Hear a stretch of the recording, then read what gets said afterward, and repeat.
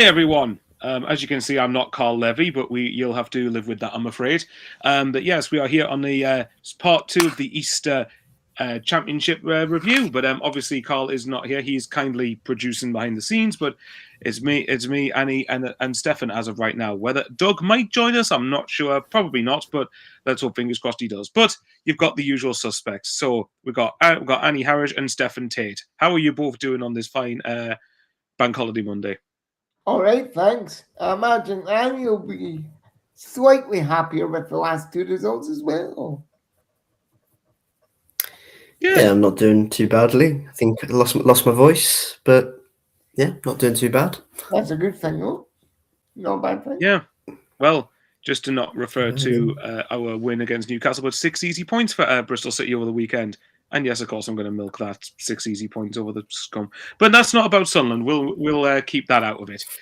But yes, I'm sure Andy's mood will very much be much better considering that Bristol City won twice over the weekend. So I'm not even going to bother. And a nice double over Sheffield United, who I have no disdain for, but after what they did to us in the playoffs, I think it's time that I have some sort of good results against them.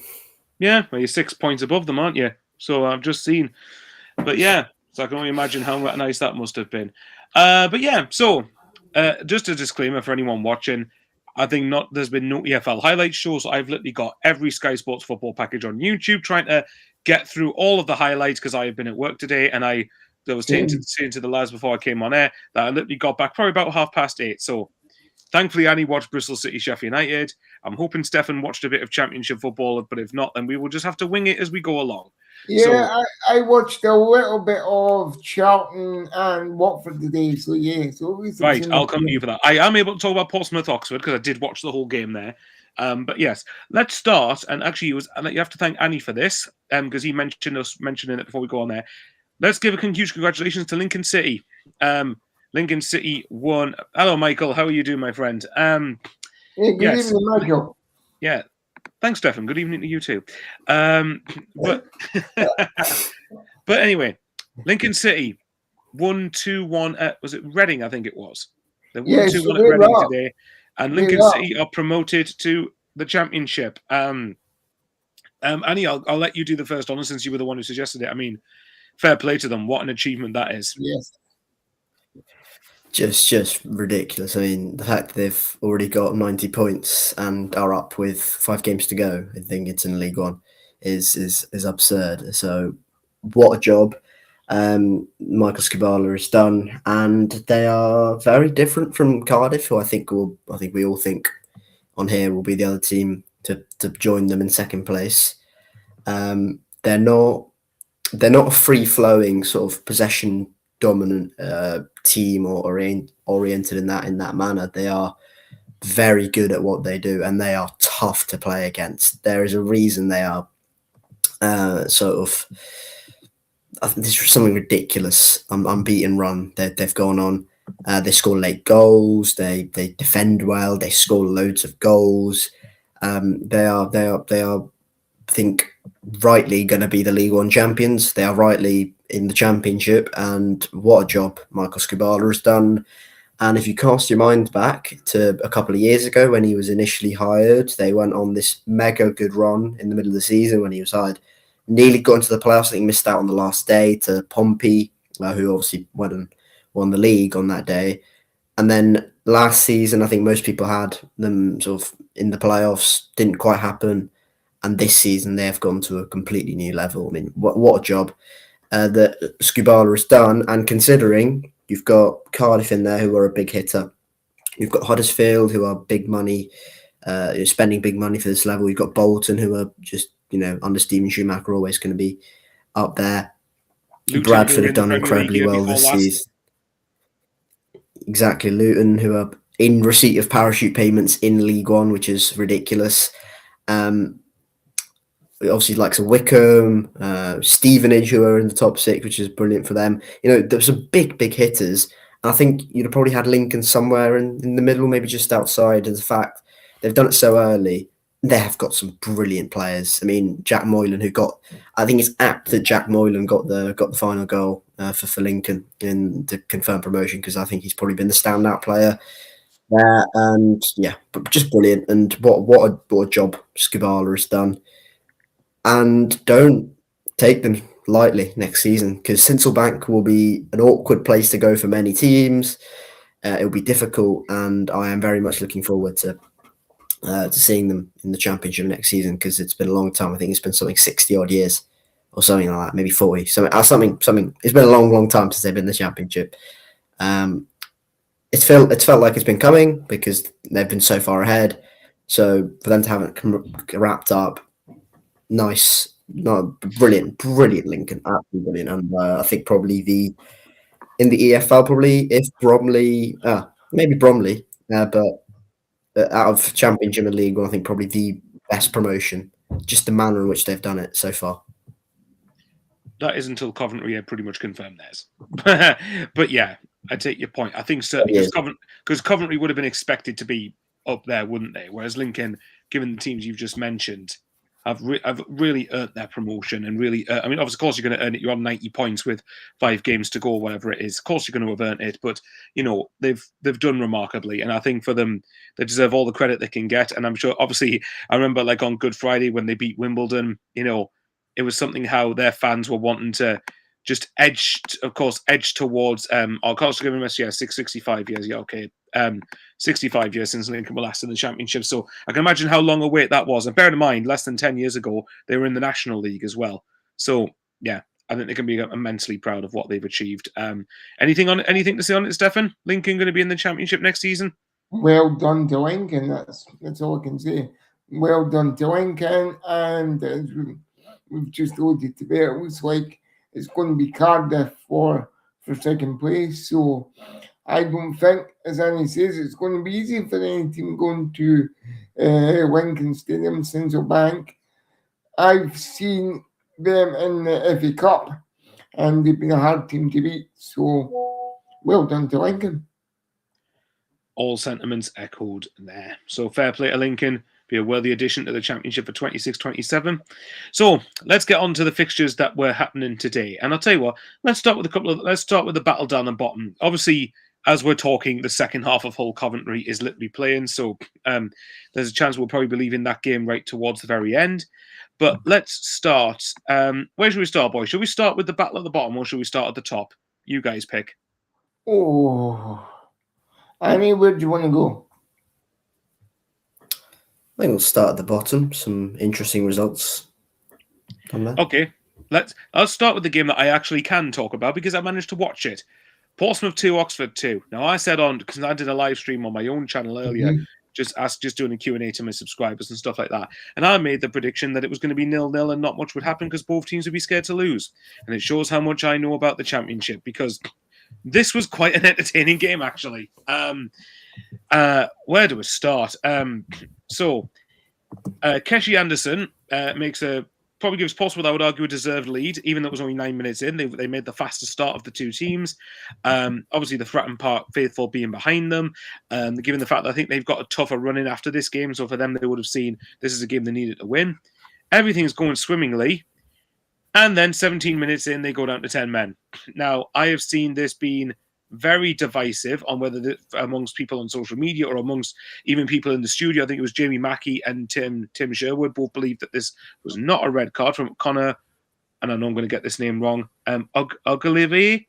Yeah, right. I'll just call him CG. CO. Sorry, why not? But yes. So yeah, they know my pronunciation's been utterly dog shit. But other than that, they went down to 10 men. Oxford, to be fair to them, to be fair to Portsmouth, sorry, I thought they were quite comfortable in the first half and holding out their lead till half time. Oxford, for me, didn't really offer anything in towards half time. Then, obviously, the second half, it's a bit of a different story. Brodie Spencer, of course, equalises, pounces on what was it? A shot spilled by the goalkeeper. And then obviously Will Lancashire. Now, am I right in thinking, was Will Lancashire a former Portsmouth loanee, or have I got that wrong?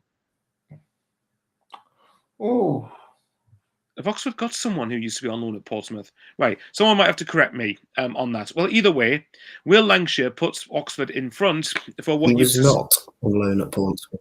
Oh, okay, Pompey. right. Well, Yeah. ignore me. I'm clearly talking rubbish then. Either way, it was a goal that put Oxford in front for what you thought would have been a massive 3 points for them, and it would have lifted them out of the bottom three, not just at the time, but given how results went on later in the day. But then Andre Dozzell equalises in the 87th minute, and I've got to say, fair play to Pompey for coming back in the second half with 10 men, and I think generally did match Oxford with a man less. So it makes you wonder, had they had 11v11, if they would have won this game. First and foremost, lads, do you think that the red card was deserved, or should it have been a yellow? In your opinion? Mm.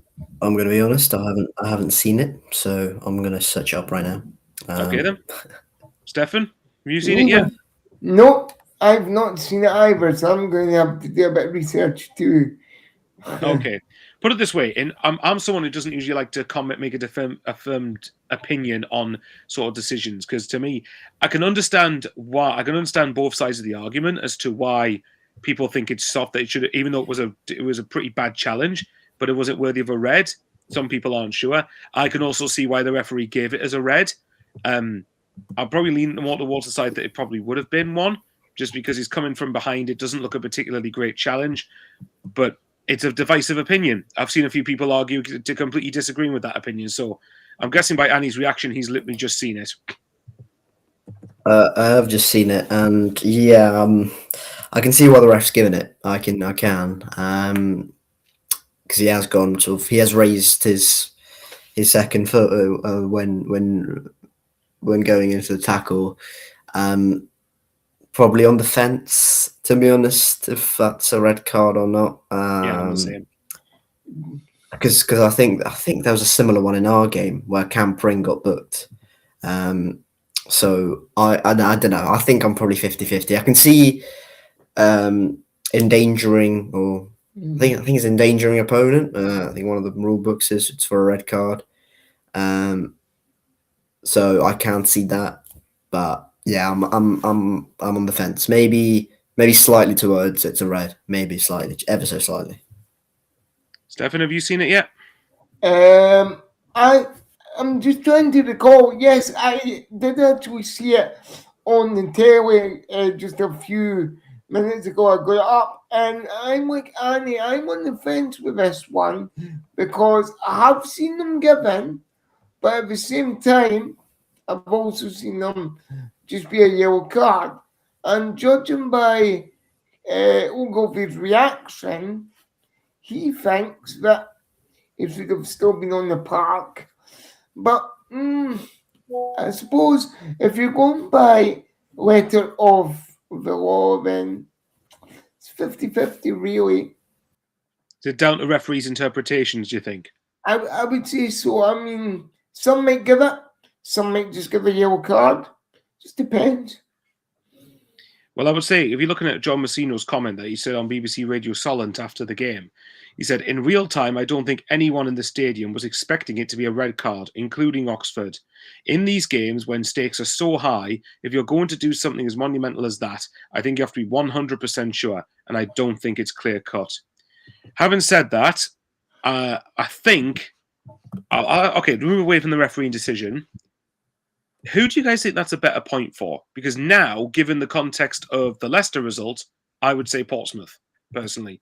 It keeps them out of the bottom three, when Leicester had a game that I think most Portsmouth and Oxford fans would have gone, yeah, they'll beat Sheffield Wednesday. Obviously, spoiler, they didn't. But for this game, I would say, given that they had 10 men for pretty much most of it, to be honest, and given the context of the later results, as I said, I don't think it's been a bad day for Portsmouth in the circumstances. Nope. Do you disagree with that? No. I'd agree with that, yeah. Because, as you mentioned, there was a head-to-head between Blackburn and West Brom. And I don't know, could you make the argument that Blackburn are a little bit sort of further ahead, maybe? Possibly. But that's an okay. That's a good day actually for Pompey, because as you mentioned, with the context of the red card so early on, go behind 81 and then drag it back from there. I think that's in the wider context of everything, and Leicester didn't win. I think they'll take that definitely. Yeah, I would say the same thing. I think from Oxford's point of view, I think before the game, a point wouldn't have been too bad for them because I think Oxford have a slightly better, well, on paper, better run-in than Portsmouth do. Mhm. But again, it's one where, in the context of it, when you're 2-1 up against 10 men and you don't win, Yeah. I think that's very, very disappointing. But on the flip side, though, they're more than in it. It's still 1 point between Portsmouth, Leicester, and Oxford. Portsmouth do have a game in hand. It is worth bearing in mind. But again, the caveat is that is Ipswich. Depends if which Ipswich away team turns up, because Ipswich's away form hasn't been particularly great, and obviously Pompey's home form.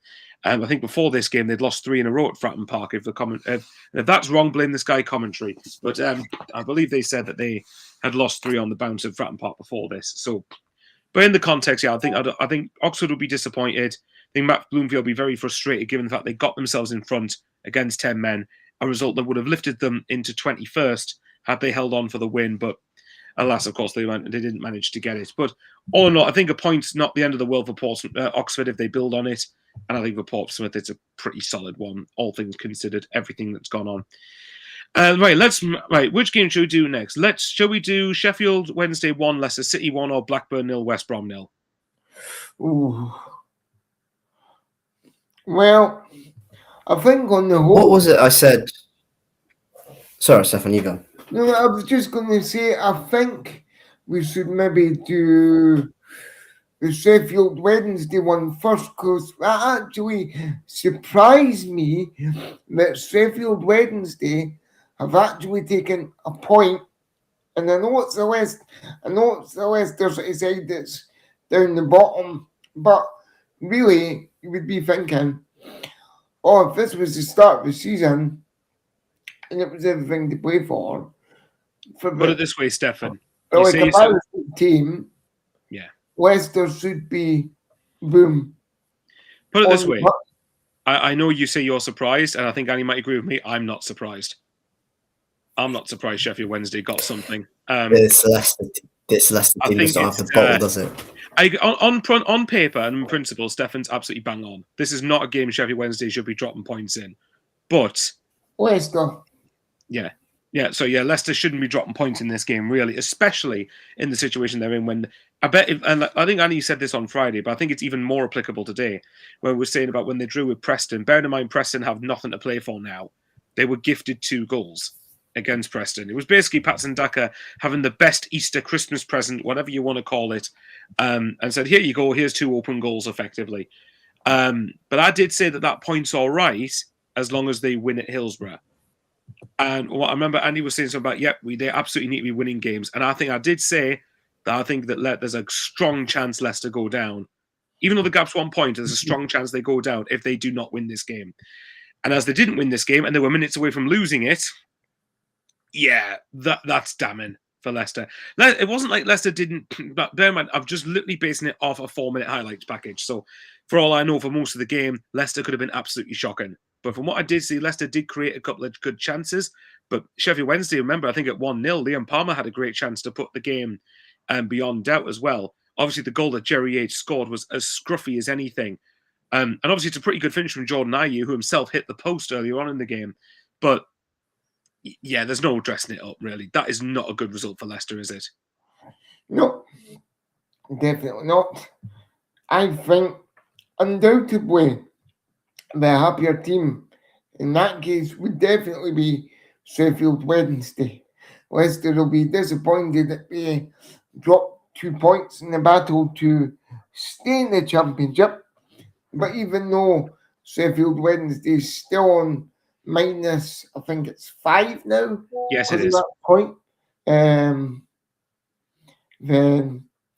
they'll be happy with that. They'll be ecstatic because I think if, and it's a big if, Sheffield Wednesday can get their points from a minus to even a +2 or +3, I think they'll look at that as a bit of a success for the end of the season, even though they're going to the League One with, it could be Leicester, it could be West Brom, it could be Oxford, it could be any one of those teams. So we'll just have to see who joins them when that fateful day in May finally comes.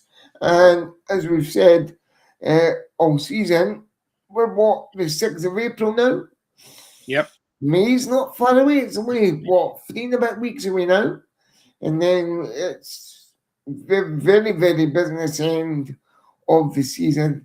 And we'll see who joins Sheffield Wednesday in week 1. I think for this game, because I'm looking at their remaining fixtures now, I mentioned this on Friday's show. I think, Saturday's show, covering the Good Friday stuff. I do think that this was the game out of all of the ones they had left. I'm like, nah, you have to be winning that. You've got to be, whether it's home or away for me is completely irrelevant. You have got to be beating Sheffield Wednesday. If you're in a battle down the bottom, it's a game you absolutely need to win it. But they've got Swansea at home next, then they travel to Portsmouth, so that's a big head-to-head already. Another one. Then obviously they host Hull, they host Millwall, and then they go to Blackburn. So they've got 2. Well, by the time they go to Blackburn might be already safe by then. So it certainly could help them in that sense. But yeah, I don't think any Leicester fan will be dressing this up. I think it's just poor. And I think that we've said all along that I think if this lot go down, then I think the players have really got to ask themselves a lot of questions about, because it wouldn't just be, because I'd imagine obviously this is a game Leicester would have had better chances, but I'm thinking of losing at home to Norwich. I'm thinking of obviously not beating Sheffield Wednesday away, losing at home to Blackburn, I believe, earlier on in the season. It's just poor. It's not good enough. Like, and for especially, as you said, for a year 1 parachute team, it's just pathetic, really, for.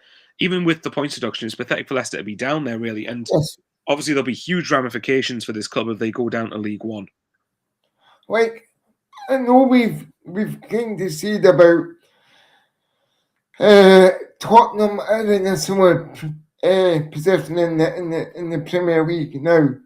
Granted, they're a slightly bigger club than Leicester, but if they go down to the Championship as well, there's going to be ramifications for them.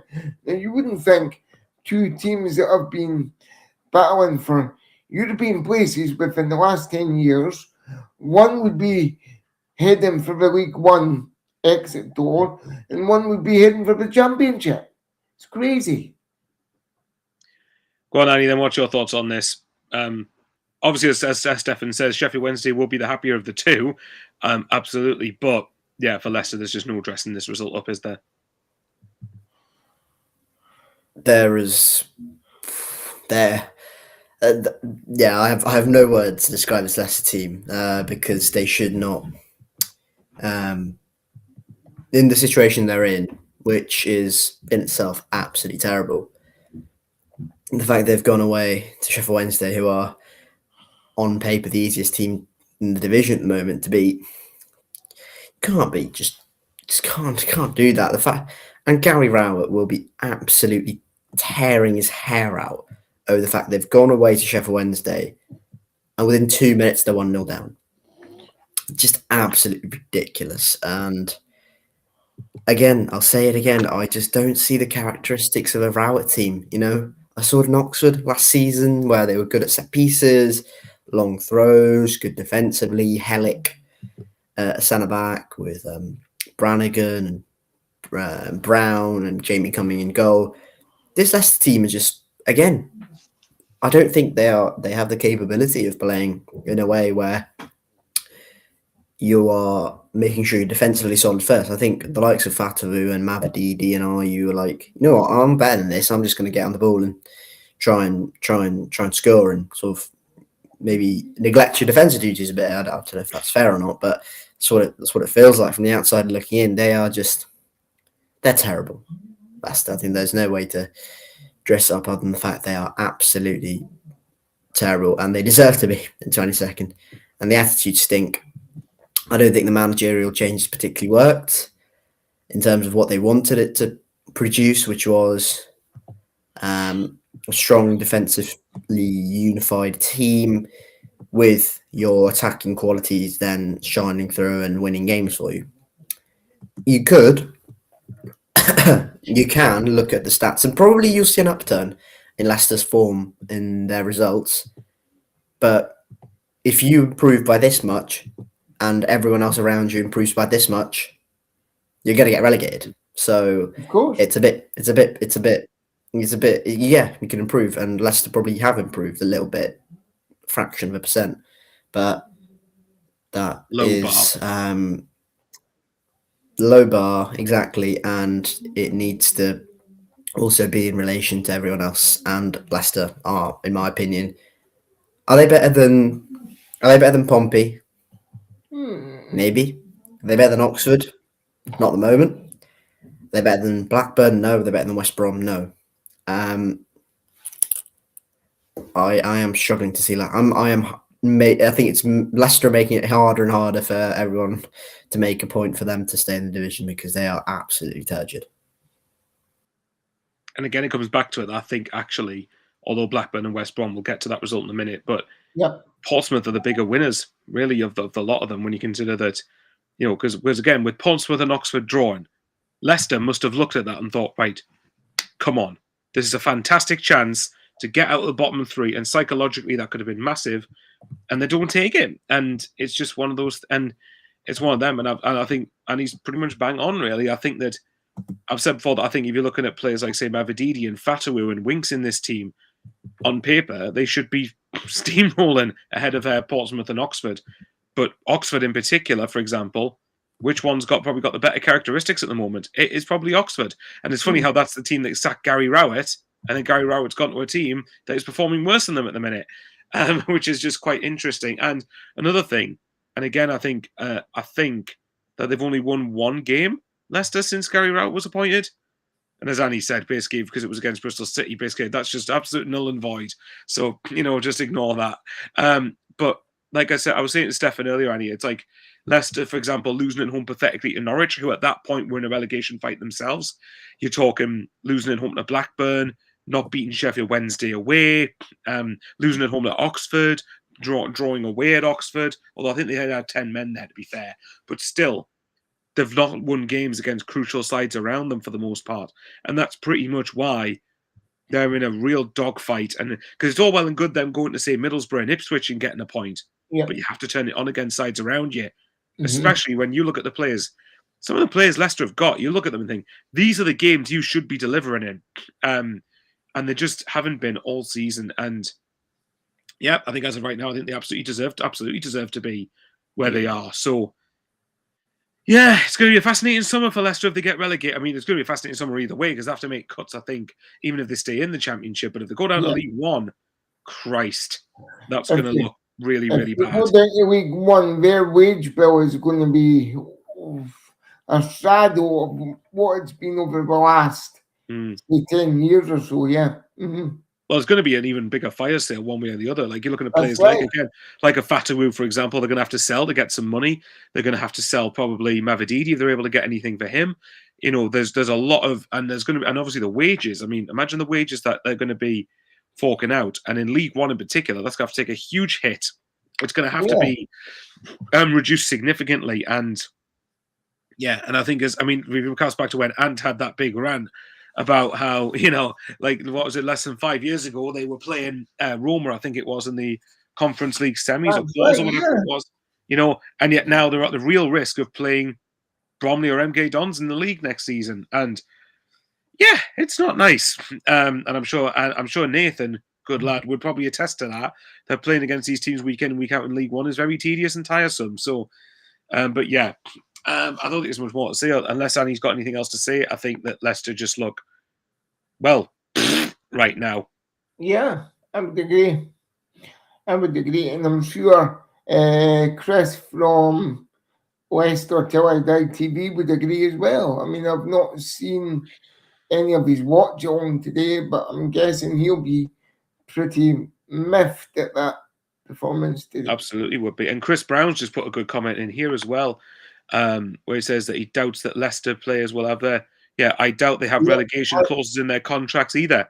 Yeah, I mean... Yeah, I don't think they do, because I think they would be betting on staying in the Championship. Weirdly, despite all of this, they are still 1 point off safety.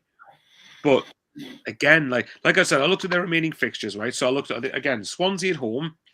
That's I mean, I've said this about Sheffield Wednesday, and Annie said it about Preston. I mean, if you say Swansea, you've got 3-point note, and not winning isn't good enough really in that one. You've got to be winning. Then I think you've got Portsmouth away, which is another big head-to-head. Portsmouth got a point against Oxford with 10 men. And then you're looking at what's the other ones, like Hull at home and Millwall at home. Hull still fighting to finish in the playoffs. Millwall still might have, depending if Millwall have fallen away from the automatics by that point, I could see a world where Leicester do win that game. Then you got Blackburn away last game of the season. So no, they're not out of it by any stretch of the imagination. But they're really not doing their core. They're not doing their cause any favors. Yeah. And these were 2 games, I think, before the weekend that I think Gary Rowett or Leicester fans would have said 4 points at a minimum. You've got to be getting a minimum of 4 points out of this. And if they'd won today, then I'd have said it's an okay weekend for Leicester. But yeah, so we'll see. There's going to be certainly an arse-twitching end to the season for the likes of Portsmouth and Oxford and Leicester. And a suspected price will be for the next 2 teams we're going to talk about here. Blackburn 0, West Brom 0. So I'm going to steal a quote off Ali Maxwell from Not the Top 20. Blackburn 0, West Brom 0 was a match that happened. I think that's probably the best way to sort of sum it up. But to be fair, there were chances of both. I think remember at least one of the 2 teams are not both hitting the woodwork. I think Hegebo actually hits the bar from not far of the 6-yard area in the first half. But dare I say, Chris Brown's just put here, if Carl's able to get it on the screen. Chris Brown, of course, Millwall fan. You'll like this, Annie. If we lose to Leicester, I'm becoming a West Ham fan. Oh, dear. See, that's a stunning indictment of how bad it is at Leicester. So, Annie, Blackburn 0, West Brom 0. Dare I say, I think both teams would be relatively content with that? Yeah, I think so. I think... Obviously, one team would prefer to win, but, don't at this stage, just don't lose. When team below you don't win. Obviously. But, no, I do think... I do think, considering the points gap both of them have got, I think it's now 6 for Blackburn and 4 for Albion. Considering particularly Albion, the absolute state they were in when Eric Ramsey went, I think being 4 points ahead, not losing a key head-to-head away from home, I think that's probably not a bad result for either. I think that's okay. And I think I'll keep both of them going. So clean sheet. Clean sheet for both, which would be nice as well. And particularly nice for Max O'Leary because he came back from injury and went straight into the team. So yeah, I think both teams will be relatively content. I think Michael O'Neill will be happy with the pace Rovers are keeping at and are moving at. So yeah, you bang nail on the head. I think you bang on. Game that happened, but honestly, point closer to safety, I think, for both of them. And I think Blackburn might have just done enough to pull away because 6 points in 5 games is an ask for, especially that number of teams below you to hack off and pull over. And same for West Brom. I think the quality and the improvement they've shown under Jimmy Morrison, I think, is really good. So I think both sides will shake hands on the draw and then move on.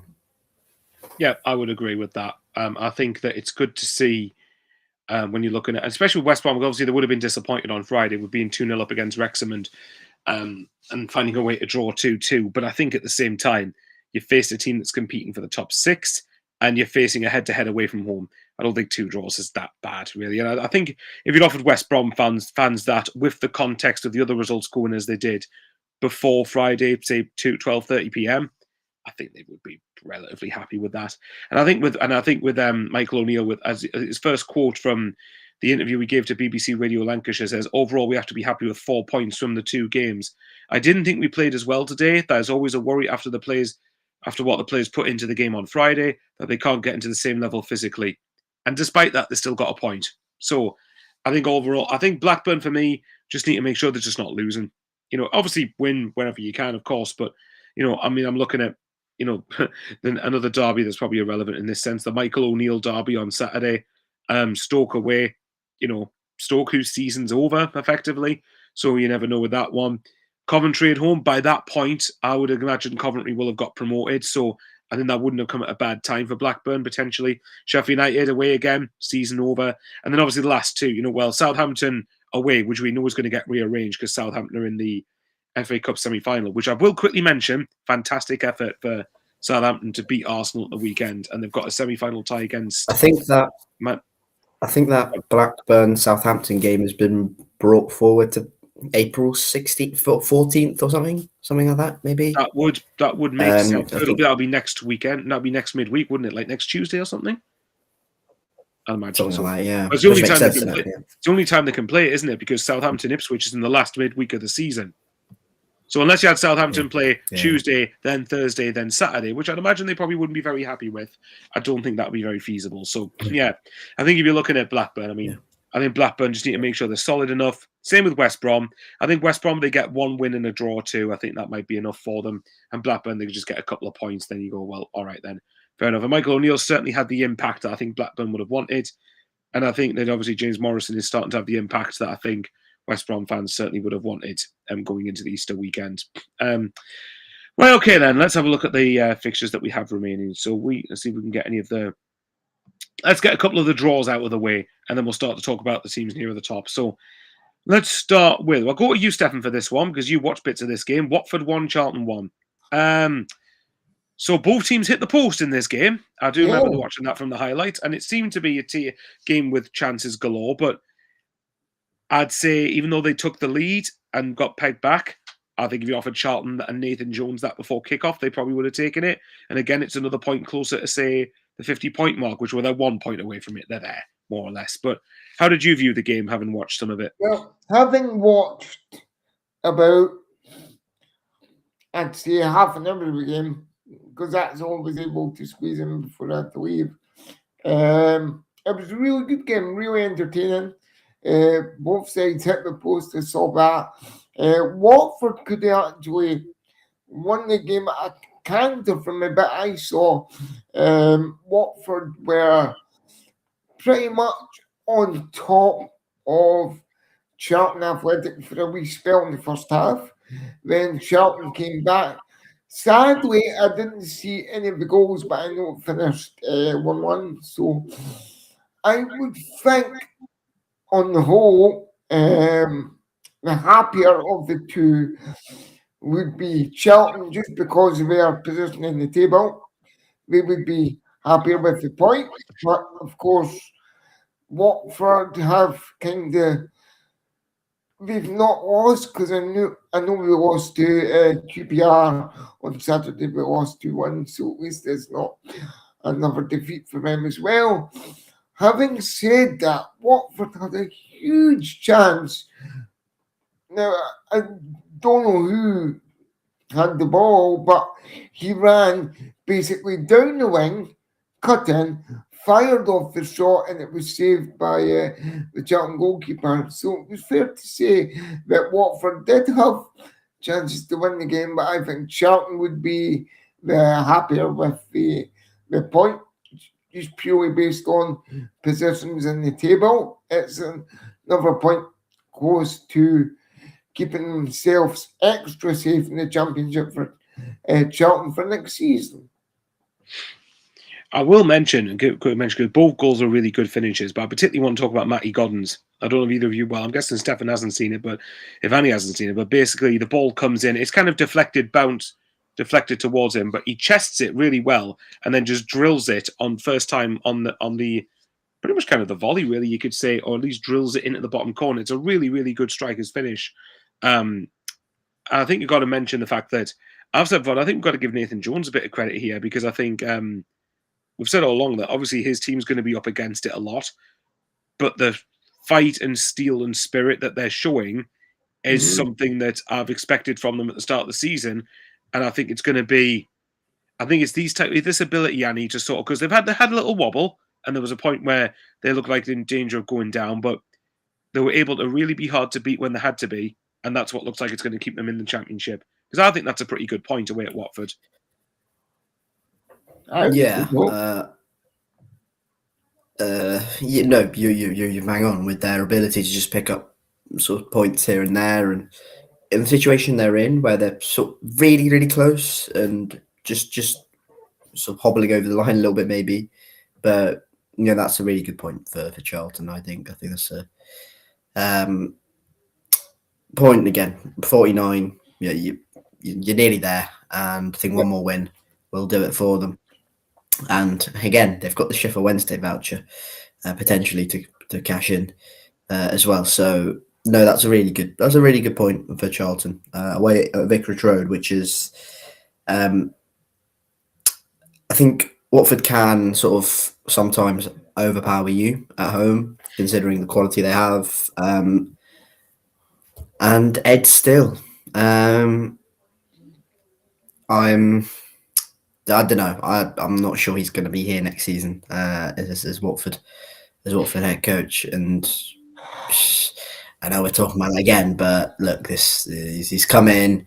They were in a playoff. Yep.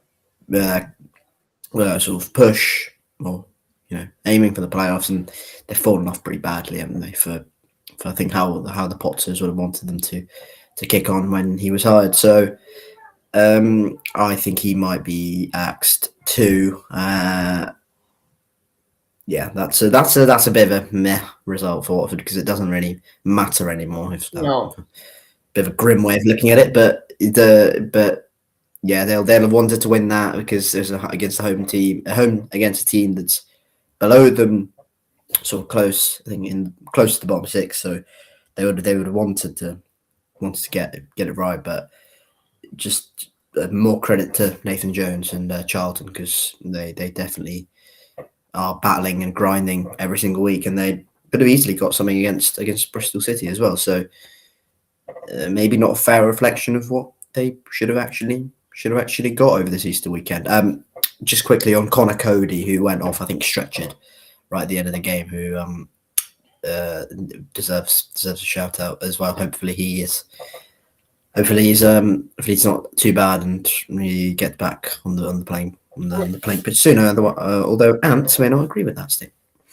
Well, what I will say about it, he wouldn't. a quick stat just on Connor Cody. He's played for Liverpool, Everton, Huddersfield, Wolves, Wrexham, and now Charlton. And the club he's made the most appearances for is Wolves, and in last place it's Liverpool with just 2, and he only made 6 appearances for who, guys. Well, yeah. Well, it's obviously you guys that they've got him on loan from, I believe. So yeah, well, I see if, and it's a big if, we get in the playoffs, and it all hinges on tomorrow, as Michael Brown alluded in the comments. For me anyway, I think if you get in the playoffs, there's going to be another fire sale if you get in the playoffs, and do them think about, and right now is them think about.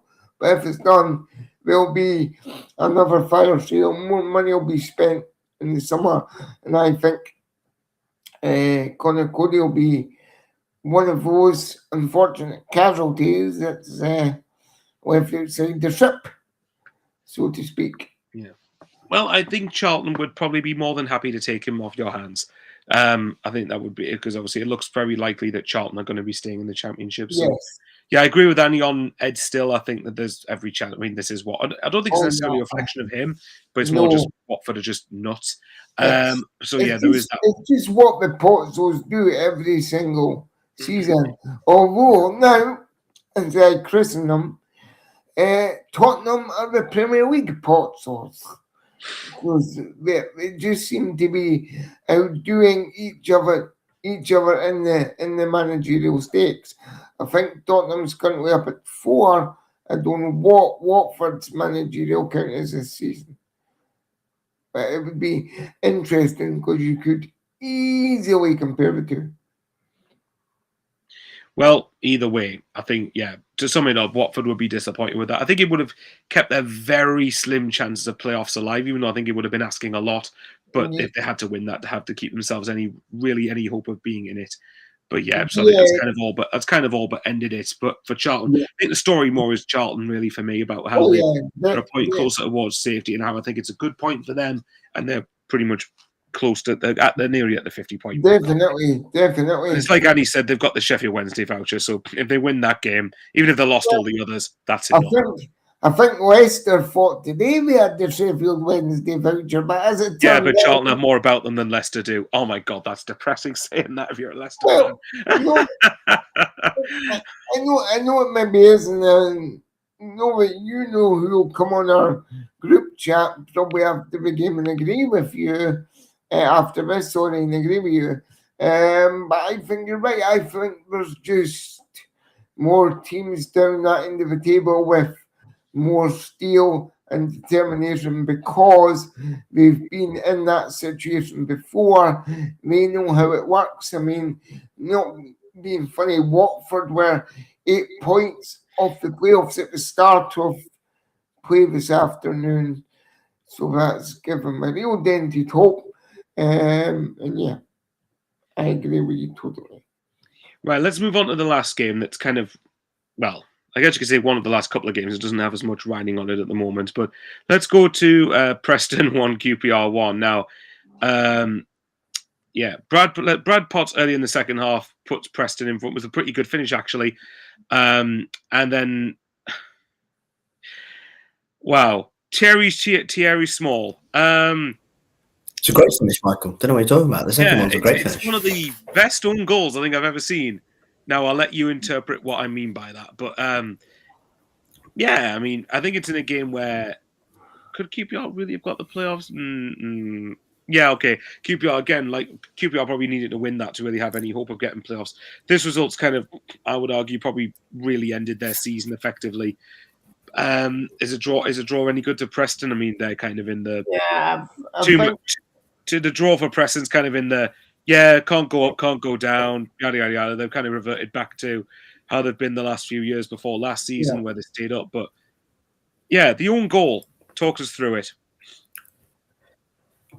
It's craziness. He's completely sliced it, hasn't he, Thierry Small? And on his weaker right foot as well, I don't know what he's trying to do. To be honest, he's just trying to hack it and go on the toe end, and it's completely sliced it. Because I think that would have actually been a decent run for Preston. I'm trying to cast my mind back. They would have beat Stoke. They would have drawn at Leicester. And if they'd held on here, I don't think they would have beat. Beat QPR as well. So we would have beat Leicester if it weren't for the errors. Yeah. So look, I think. It's hard to get a proper gauge on both these sides, isn't it, at the minute? Because they're both, QPR in particular, incredibly erratic. They had 1-3 in a row before that, but overall have been pretty inconsistent and pretty unreliable. Preston have just started to maybe pick up a little bit of form again. I think for Preston, it's just about how do you finish the season? How do you go into next season with momentum and make the right decisions in the summer and hopefully build again and give Heckingbottom some resources and some tools to work with in this transfer window coming up. For QPR, probably playoffs are maybe just a little bit out of touch too, and maybe playoffs are a little bit out of touch with maybe a certain train in Norwich City in their way as well. So it's again point. I think very unhelpful for both sides. Yeah. Have you got anything to add to that, Stefan, before we move on to the games to covering the teams at the top? No, but seeing covering the teams at the top, our wonderful producer just popped a message in chat there, and it finished. Coventry nil. Well, we will come on to that. We'll come on to that nearer to the end. But the next game I wanted to talk about, Pride Park. Derby 2, Stoke 0. The John Eustace train rumbles on. Obviously, bear in mind, Southampton have 2 games in hand. One of them, of course, being against only the small matter of Wrexham away tomorrow night, who are 6th versus 7th. But all I'm hoping for is that Southampton are very, very, very, very tired after exploits. You trying to manifest that, Mr. Tate? I think it seems like you would be, but yeah, no, of course you're going to cling on to that. To be fair, aren't you? But no, for Annie, for me, I think this was a pretty important game for Derby to keep there. They're obviously there, and I think they are probably the lowest ranked team left. The team with the lowest. They're the first. Something like that. Well, I was going to say they're 8th at the minute. They're the furthest team downwards that I would probably look at the playoffs. Maybe, possibly Norwich if they have a blistering end of the season, but I'm not really looking at. I think really it's because at least with Norwich, I could see them going on a really good run for that. Yes. Whereas although Watford are 1 point behind them, I can't see Watford maintaining that sort of consistency. But from Derby's point of view, I think this is a game that they would look at surely and go, Stoke, mid-table, season pretty much over, got to be winning it at home, and they've done the job. They have. Yeah, they needed to win, and they did. So must-win game, and you win it. That's exactly what you do if you're a team serious about playoffs. I did mention this off camera. Aguiman went off injured in the first half, and I think that'll be him done for the season, which is the World absolutely Cup big, huge. Yeah, huge World Cup as well. So that's huge for Derby. And a huge. But if Morris is back fully fit and firing, then maybe not. It's a complete loss. I don't know. It's huge for Derby, but it's also huge for the USA in the World Cup, of course. So, Absolutely. But so hopefully we wish him, Aguiman, we wish him the best in his recovery in that. I think quickly to sort of talk about Stoke, I think in a kind of similar way to Preston, I think it gives me a bit similar vibes in that sense where they probably want to end the season well with a bit of momentum going into next year. And as daft as this kind of sounds, really, I think try and aim for a top half finish because that at least will be some small progress considering that they've constantly finished 14th, 16th. Basically, they've constantly finished bottom half and more often than not have been flirting to go down to League One. But we do have to say for a while in this calendar season, we were in the top half for a while, a good quarter of it. No, they started excellently. And then they done their usual slide down the helter-skelter all the way to their usual spots, basically, in the championship table. And it's weird to think that we've been away from the Premier League for 9 years. That's crazy. Yeah, it's their 8th season consecutively in the championship, and they've never looked like, but apart from the start of this season, they've never looked like really threatening to go straight back up, which really is very poor, especially considering that obviously the money they would have spent early on in the championship as well. They won't be over the smallest wage bill in the division. Well, yeah, because remember, 8 seasons ago, they would have been a year one person team too. Absolutely.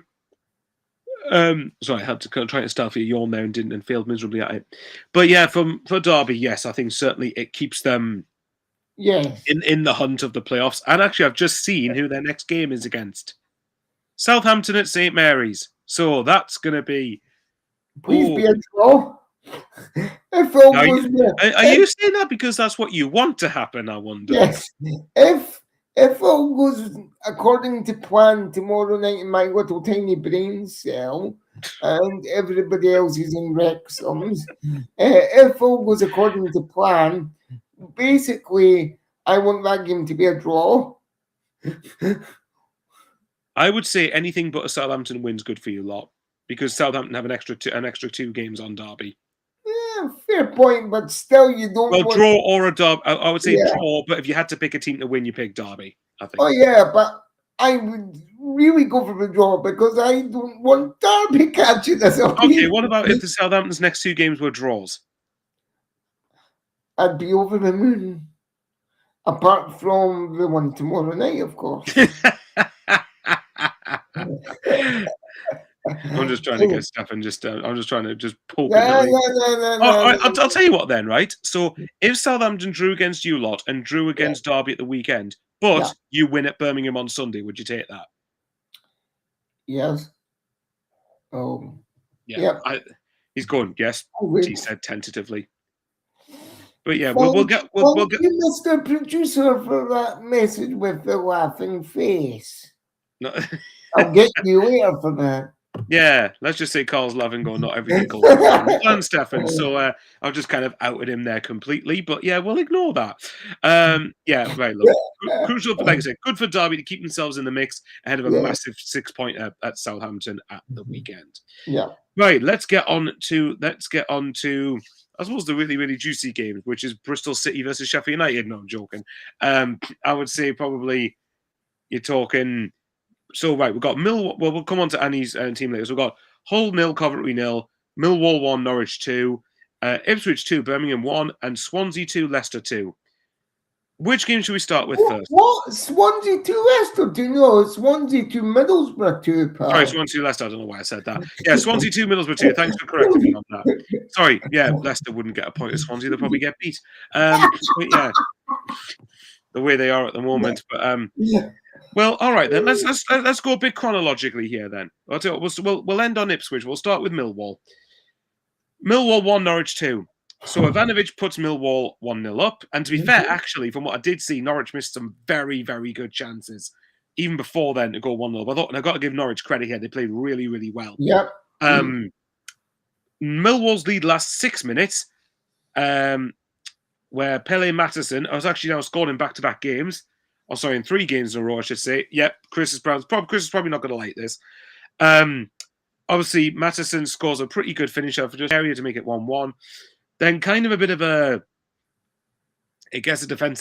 poor defending really allows Oscar Schwartau to give Norwich the come from behind win at the Den. I don't know about you, Annie, but I remember when, and don't worry, I will talk enough so you can finish what you're eating. But I did say I wouldn't have been shocked if Millwall won at Middlesbrough, but then dropped points in this game because it is peak championship. And to be fair to Norwich, I think it probably does them a bit of disrespect because Norwich have been on a blistering run of form, particularly obviously since Clement's come in, but particularly since the turn of the year. Mm-hmm. What does this say about Millwall, do you think? It's, for me, it says, I think they still have the credentials to get into. I'm not sure about top 2, purely because I know we said that if they beat Middlesbrough, which you did, we could probably lose this game. But really, the way Millwall's been playing at the Den this season under Big Alex, we probably would have been thinking, at best, if we don't get the 3 points, we're looking for a draw. Now, sadly, we didn't get 3 points, and I'm not taking anything away from Philip Norwich because for them, that is a fantastic result. It gives them a slight chance of doing the impossible and making the playoffs. But I think Millwall will be the unhappier side tonight. Purely because we got into the top 2 after beating Middlesbrough. With Middlesbrough not playing until tea time, we would have seen that as a chance to extend their psychologically put more pressure on Ipswich and Middlesbrough. 1 point lead over Middlesbrough and put more pressure on Ipswich to get a result themselves, which you did, which we'll come on to shortly. I think Millwall have been saved by the fact that it was 2-2 for Middlesbrough and a draw today.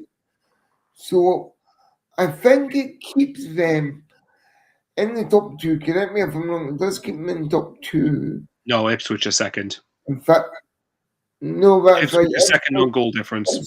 Ipswich have gone second in goal difference. That's right. I beg your pardon. And I think Millwall are now third or fourth. Yeah, goal difference. Yeah, on goal difference. They're all on 72 points. It's it's going to be a crazy manic couple of games coming up. Who of them? Millwall, Ipswich, and Middlesbrough got next. Middlesbrough have Pompey next at the Riverside. Middlesbrough would be looking for 3 points in that game, but it could be tricky. Well, put it this way: Middlesbrough's last 3. Well, if we look at the last 5, well, we'll get onto that in a minute. From Millwall's point of view, Annie, what do you make about this? Because although I think Millwall have done brilliantly, and I think they deserve so much credit for being in the top 2 hunt this season, but there's a part, and I've looked it up. They've lost at home to Norwich, who are a good team and in good form, to be fair. Blackburn, although the context is they were 1-0 up, the red card did change the game. They lost at home to Portsmouth. Do you get the impression that even if, say, like if you turn a couple of those home defeats into draws, then it would have been probably a bit better for them. I don't know. I just think there's obviously they've done. It's weird because I'm not surprised because obviously the amount of effort they put into Ipswich and Middlesbrough away. I don't know. I've felt that Ipswich's parachute quality would eventually, and look, Millwall could still get second, but for me, I just think this was a game they at least needed to get something from, even though Norwich, of course, are in good form. Yeah, I talked about Alex Neil making the right substitutions and changing games in the second half, and they go 1-0 up in half time. It looks okay. Probably weren't the best performance first half. But then Philippe Clement decides to change the game. He brings on Mohamed Toure, Matthäus Fisgaard, and Oscar Schwartau. And Toure, I think, gets a couple of assists. And obviously Schwartau scores the winner. So big Philippe Clement outdoes Alex Neil. 2 bold managers. Yeah, bold managers. Yeah. One outdoes the other. So, yeah, I think probably Alex Neil, weirdly, the last 2 games got a bit of a taste of his own medicine. Opposing manager changing the game. And look, Norwich are a really, really good team. So you can't, as I said, disrespect them maybe, but that is, yeah, as you said, probably just needed something from that game to keep them ticking over. If you said 4 points from the Easter period, from Middlesbrough away and at home to Norwich, I think they'd have taken that. 3 points is still within touching distance, definitely still in with a shout. But I think they would have liked 4. Obviously, would have loved 6, but I don't think it's completely disastrous for Millwall. And Middlesbrough drawing, okay, fine. Birmingham, Ipswich being Birmingham, yeah, that's probably the big one. And Ipswich got 2 games in hand as well. But look, Millwall's still in a great position. They're still in with a shout. They can't sort of let this slip and then slip further away from the top 2. Sorry, I think that would be a pretty not bad ending, but just a bit of disappointing ending for what has been a great season for them and what has been an incredible effort so far. I think, to be fair, if you look at Millwall's remaining games actually do look pretty decent, where you've got West Brom away, as Chris had said earlier, and thanks to Carl for getting that on the screen, where you say they win on Friday, then they go back into the top 2.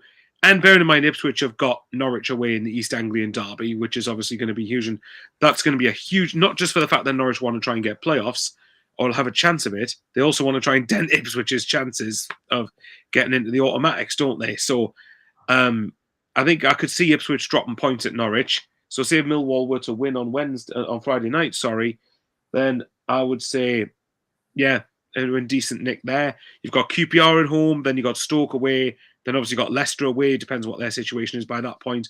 And then obviously Oxford at the Den on the final day. So where Millwall still probably do have it over Ipswich is I think their games look better. But 2 games in hand, we'll wait and see. That could work one way or the other, depending if Ipswich's fixture congestion potentially catches up with them. Let's go with the tea time kickoff before we talk about Ipswich. So Swansea 2, Middlesbrough 2, not Leicester. Swansea 2, Middlesbrough 2. A game of Bangura scoring and then 3 penalties being converted. I would suspect so this time I will start with Annie. I'm guessing Middlesbrough are going to be viewing this as 2 points dropped, even though they did have to rescue a point. When the Middlesbrough stop going to miss chances, it's ridiculous at this point. And yeah, Sol Bryn, question marks over him as well. And yeah, look, I think Middlesbrough have got it in them. They're still in with a great shout. I think you'd probably make Ipswich favourites, maybe slightly, but they need to start winning games, and they need to be. They feel like it's just a silly side at the moment, silly team that just little things going against them, and they're making silly mistakes, making silly errors. They're not taking chances, and it's all compounding in a situation where you're playing catch up now, and you have to make sure you're at it. And they had a lot of chances, 29 shots, something like that. Those shots again. Look, they're creating bundles of chances. They just need to take some of them, and it's easier said than done. But it's a really, it's quite a simple fix in a way. It's just Strelec and Conway take your chances, or Sene and Hansen take your chances. But they're in this position now where they're a team creating loads of chances, just can't take them.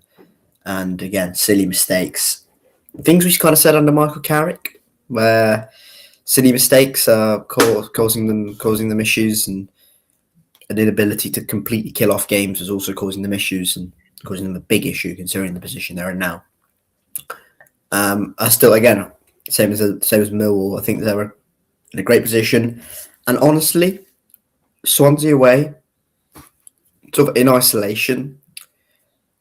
Considering Swansea's excellent home record under Vitor Matos, I don't think it's the worst result ever. No. But they need to sort of start winning games. Same conversation we have with Leicester down near the bottom, where it's fine drawing, but as soon as you lose 2 and 3, and you stick a draw in the middle of that, then you start looking. Then you kind of look at it and go, "Oh, that's not a good run now anymore." And if Middlesbrough lose now another game, if they lose their next game, I don't know who it's against, but let's just say they do, then you're looking at this as a season-defining.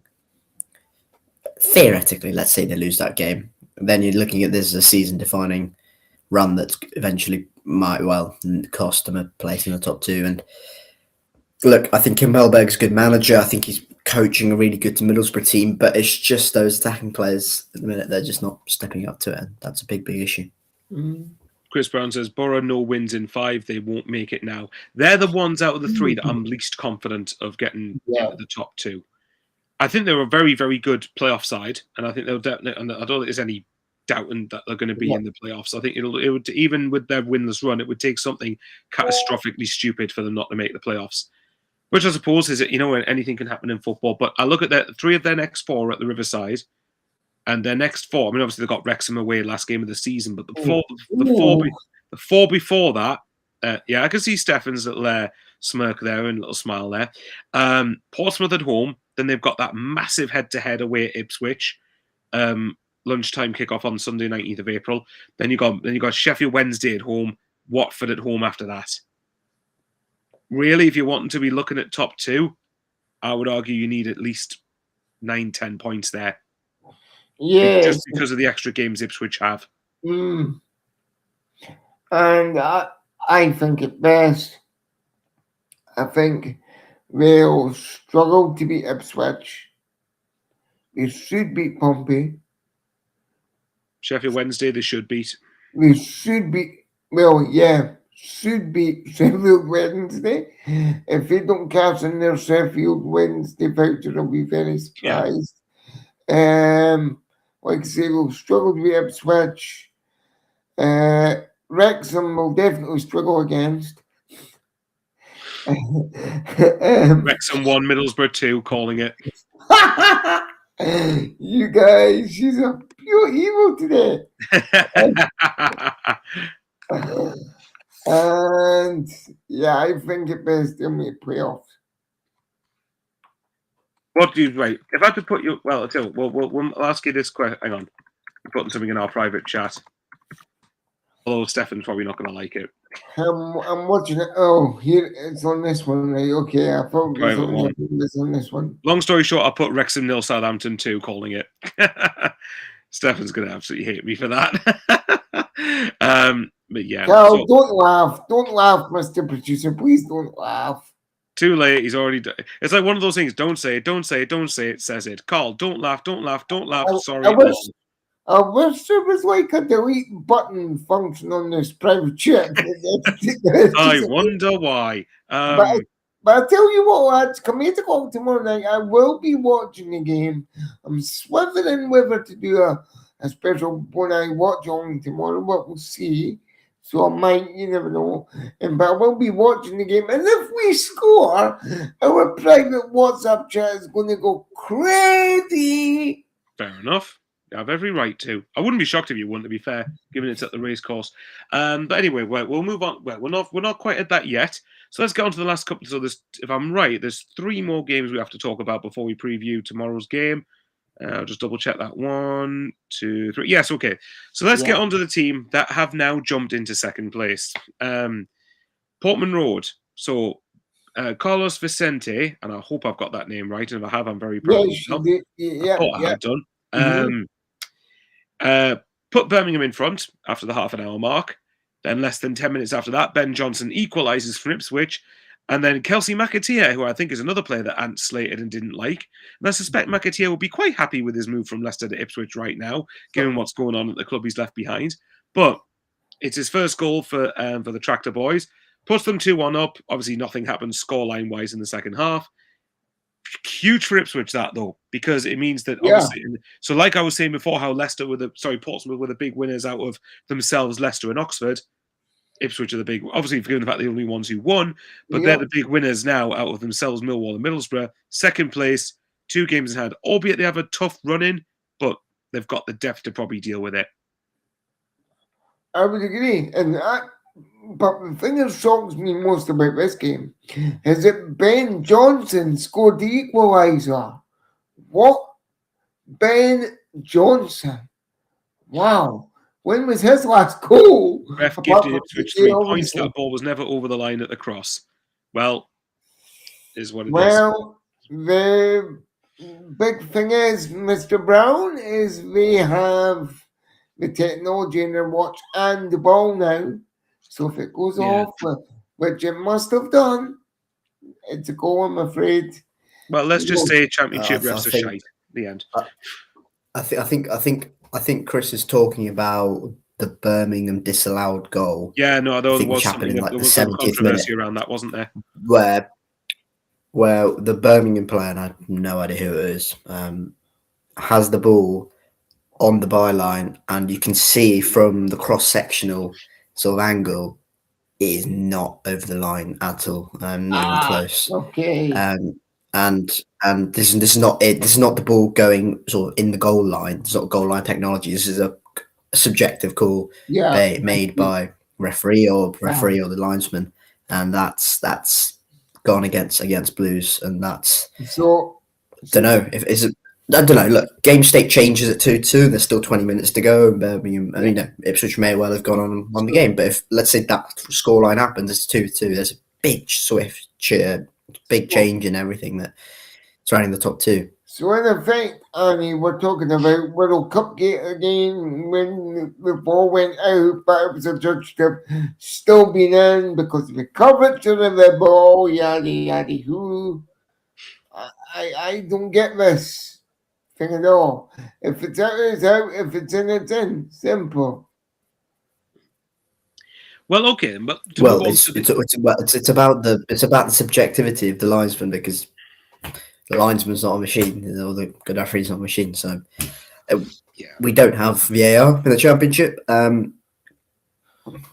am probably in support of it coming into the Championship as long as it's used correctly, and as long as it's used in the manner in which it was proposed to do, because calls like that can cause serious changes just generally. So But yeah, it's a difficult one for the linesman or the referee or whoever it is. But they seem to have judged the ball went out, and it clearly didn't. Well, we'll see if VAR comes into the championship. Again, just to caveat this to everybody, that obviously we have seen this without seeing any EFL highlights package show at all, which I probably will be watching tomorrow, which, it's probably not going to be as... I will be too, or midnight tonight when it's on, or whatever time's going to be on. I don't think I'm going to stay out that late to watch it. Make me sound like an old git here. But yeah, but for Ipswich, that was hugely important because, especially coming from behind to do it as well. But I think looking at the games they have left, and we obviously said, I mean, Ipswich's fixture, the next one is the big one for them, the biggest game of the season, I would imagine. Norwich away in the East Anglian derby, a chance for them to do the double over their rivals for the first time in God knows how long. Because obviously before Ipswich got relegated into League One, and there was a few years when they didn't play each other, Ipswich always lost against Norwich. It was something like they had like a decade, I think it was something like 15 years or whatever it was, of Norwich being obviously for about 5 of those years they didn't play each other. But still, I think from Ipswich's point of view, put it this way, I'm looking forward to that game. Because obviously Sunderland don't play till the Sunday, so what I'm looking forward to is I'm quite glad about that because I want to watch this East Anglian derby, and I want to see how Norwich, because make no mistake, Norwich are going to want to put a spanner in Ipswich's works. Ipswich would be huge for them if they could go and win at Carrow Road, which would be a big result now given Norwich's form. But you look at it, like you've got Portsmouth away after that. And then obviously you've got that the biggest, I mean, apart from the derby, apart from geographics and stuff like that, the biggest game in terms of the table, the head-to-head against Middlesbrough. Then you got an away game at Charlton, who by that point, I suspect, would be safe. West Brom away, which is their 3rd last game of the season, but it's West Brom's 2nd last game. By that point, West Brom could be safe. We don't know. Then they've got QPR at home last game of the season. So I would say out of their remaining 7 games, 4 wins, I think would probably do it. 4 wins and a draw too. Which I think I've said, and the reason I've said all along, I think that, I don't know what you guys think, I've said all along that for me, and it's a boring thing to say really, but I've just felt their parachute payment depth, the fact they've got, say, Jack Clark starting the game, Ian Villaging can come off the bench is a good example. Chuba Akpom often doesn't start for them, or sometimes doesn't start for them and can come off the bench. I just think that depth proves the difference, and they've got a head coach who has more recently, because obviously Alex Neil's got promoted from the Championship, but more recently got promoted from the Championship. So I don't know. Yes. I don't know what you guys... I've said along, I still think Ipswich will be the team to get second, but... I think so too, given their year one parachute team. And I was going to say, Michael, you have an interesting similarity situation as to when Norwich and Ipswich didn't play each other for a certain number of years. Now you've reconnected with that team in that game, and now you're whipping said team in that game. When you play them, I think you've won. Have you won 2 this season? You won 2. The only time I saw a golfing clash between said teams was the FA Cup tie at the Stadium of Light under MB. Yeah. That's the only real time I've seen a golfing clash between. Which there should have been, to be fair. Their team was I think their team was worth, and I'm not trying to take digs out of it, like their team was worth probably around about a couple of $100 million. Ours was worth like 10, something like that. All the pressure was on Newcastle for that game. So, but it is what it is. But the point, to get back on point to Norwich Ipswich, I think I'm really looking forward to this game, Annie. I think that obviously for Ipswich, I think this is a huge test of their top 2 credentials. Away from home, Carrow Road, East Anglian derby, in the middle of a top 2 hunt. Go on, Stefan. It's not that boring. No, it's no, good night, Chris. Thanks very much for watching, mate. Yeah, Chris. Good luck for the run-in. But yeah, I think of Ipswich, I think that point against Millwall looks pretty decent now. We're forgetting Marcelino Nunez in all of this, who's going to make his return to Carrow Road. But did you see the second tier podcast? I think it was 2 years ago today that Marcelino Nunez scored the winner for Norwich against Ipswich at Carrow Road and patted and kissed the badge. And then just over 2 years later, he's going back to Carrow Road potentially, if he's not injured, as an Ipswich Town player. Box office. this is a huge East Anglian derby for so many reasons. Because it could, if Norwich win it, my God, they could be in a serious conversation for the playoffs. When they've just beaten two And teams going for automatic promotion as well, back to back. and if Ipswich win it, then I think you're probably looking at it and going, they're probably the clear favourites now. A draw probably doesn't. I think probably a draw suits Ipswich more than it does Norwich because of the current states of both teams. And Ipswich, I think, will be okay. Haven't lost an East Anglian derby this season, which is probably secondary thought, but keeps us going. It'll be a thought toughest game. Well, yeah. One of the toughest games remaining in the run-in. Yeah, don't lose it. Away from home, where they haven't been as good as they have been at Portman Road, and just keeps you ticking along and keeps you probably ahead of, in terms of probably the longer term trajectory, keeps you ahead of Middlesbrough and Millwall, depending on what they do in that particular weekend. But this is a huge East Anglian derby coming up, and as you said, Michael, I can't wait for it, and this is going to be brilliant. Bloody love. I'm gonna love it. I think this is going to be a great spectacle. Absolutely. And I'm praying it's not boring 0-0, but I don't think it will be. I think there'll be too much quality on show from both teams for it to be 0-0. Not unless it's two tactical masterclasses. But I think, to be fair, from Ipswich's point of view, so obviously, look, but Birmingham, we've kind of discussed them already. I think that their season's kind of petering out a little bit now. Although from what Chris Davis did say, apparently they did deserve at least a point from the game. So apparently, from what I heard, Birmingham did play reasonably well second half. So that will give them a bit of encouragement for the run, and obviously to look ahead to next season. Whether it's enough to save Chris Davis's job, given what their aspirations are, I don't know. Yeah. That time will tell on that. But from Ipswich's perspective, I think if you're looking at the next two, given that one of their games in hand is next Tuesday, so let's say if they drew at Norwich and won at Portsmouth, then regardless of what Middlesbrough or Millwall do, they're in a great position then because it's more than in their hands, with extra games ticking down. And then obviously if let's say they took 7 points out of their next three. Norwich away, Portsmouth away, and Middlesbrough at home. When you're playing an East Anglian derby away from home, and you're playing a direct head-to-head rival, if they get that sort of points tally in the next three, then I think it's extremely difficult to look past Ipswich sort of for second. I think they'll get second anyway. But I'm curious to know, what do you guys think? Who do you guys think, as of right now, out of the three of them, is going to be the team that gets automatic promotion along with Coventry to the Premier League? Ipswich. Check the boys. Yeah, I'd say Ipswich. Oh, yeah, you did. To be fair, yeah, I'd say Ipswich as well.